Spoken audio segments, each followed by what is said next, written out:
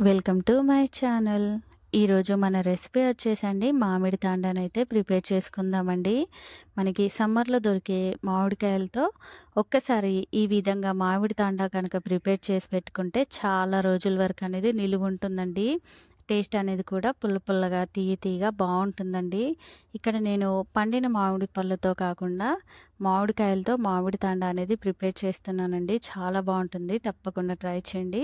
దానికోసం ముందుగా ఇలా స్టవ్ పైన కడాయి పెట్టేసుకొని ఒక 2 కప్పుల మామిడికాయ ముక్కలనేది తొక్కు తీసి ఇలా ముక్కలుగా కట్ చేసి తీసుకున్నానండి. ఇప్పుడు దీంట్లోనే ఒక 1 కప్పు వాటర్ అనేది కూడా యాడ్ చేసుకొని మూత పెట్టి మామిడికాయ ముక్కలనేది మెత్తబడే వరకు ఇలా ఉడికించుకోవాలండి. ఇలా మధ్య మధ్యలో కదుపుకుంటూ మామిడికాయ ముక్కలనేది ఇలా పూర్తిగా మెత్తగా ఉడికిపోయే వరకు అనేది ఉడికించుకోవాలండి. త్వరగానే మనకి మామిడికాయ ముక్కలనేది మెత్తబడిపోతాయండి. చూడండి ఈ విధంగా మెత్తపడితే సరిపోతుందండి. స్టవ్ ఆఫ్ చేసుకొని దీన్ని ఇప్పుడు చల్లార్చుకొని మిక్సీ జార్‌లో యాడ్ చేసుకొని వీలైనంత వరకు మెత్తగా పేస్ట్ అనేది చేసుకోవాలండి.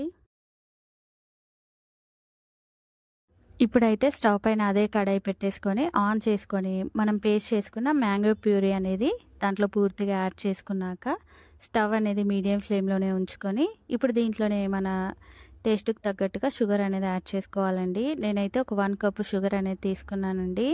షుగర్ అనేది కూడా మెల్ట్ అయ్యే వరకు ఇలా కలుపుకుంటూ మనము మన మ్యాంగో మిశ్రమంనైతే ఇలా ఉడికించుకోవాలండి. ఇలా ఉడుకుతున్నప్పుడే దీంట్లోనే మనకు నచ్చితే కనుక కొంచెం ఫుడ్ కలర్ అనేది కూడా యాడ్ చేసుకోవచ్చండి. చూడడానికి బావుంటుంది. ఇలా కలర్ అనేది కూడా యాడ్ చేసుకున్నాక కంటిన్యూస్‌గా ఇలా కలుపుకుంటూనే మన మ్యాంగో ప్యూరీ అనేది ఉడికించుకోవాలండి.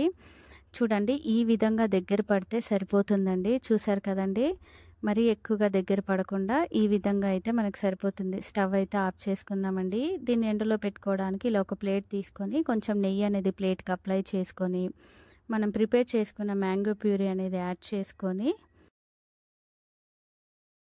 ప్లేట్‌కి అనేది ఈవెన్‌గా స్ప్రెడ్ చేసుకోవాలండి. ఇలా ఈవెన్‌గా స్ప్రెడ్ చేసుకున్నాక ఇప్పుడు ఈ ప్లేట్‌నైతే బాగా ఎండ తగిలే ప్లేస్‌లో పెట్టేసుకొని ఒక 2, 3 రోజులు పాటు అనేది బాగా ఎండ తగలనివ్వాలండి. చూడండి నాకు ఇది పూర్తిగా ఎండడానికి నాకు 3 రోజుల టైం అనేది పట్టిందండి. ఇలా ఎండబెట్టుకున్న మామిడి తాండా అనేది తీసుకొని మనకు నచ్చిన షేప్‌లో ఇలా చాకుతో కట్ చేసుకొని తీసుకుంటే ప్లేట్‌లోంచి అనేది సింపుల్‌గా వచ్చేస్తుందండి. చూడండి ఎంత చక్కగా వచ్చేస్తుందో. ఎంతో టేస్టీగా, సింపుల్‌గా మన మామిడి తాండా అనేది రెడీ అయిపోయిందండి. బయట కొనే పని లేకుండా సమ్మర్‌లో దొరికే ఈ మామిడికాయలతో ఇలా ఒక్కసారి సింపుల్‌గా మీరు కూడా మామిడి తాండా అనేది ప్రిపేర్ చేసుకోండి. చాలా రోజుల వరకు అనేది మనకిది నిలువ ఉంటుందండి. టేస్ట్ అనేది కూడా చాలా బావుంటుందండి బయట కొన్నట్టే. తప్పకుండా మీరు కూడా ఈ మామిడి తాండా రెసిపీ అనేది ట్రై చేసి ఎలా వచ్చిందో నాకు కామెంట్ సెక్షన్‌లో కామెంట్స్ చేయండి. అలాగే ప్లీజ్ మర్చిపోకుండా లైక్ చేయండి. నా మరిన్ని వీడియోస్ కోసం ప్లీజ్ మర్చిపోకుండా మన ఛానల్‌ని అయితే సబ్స్క్రైబ్ చేయండి, షేర్ చేయండి. Thank you for watching the video.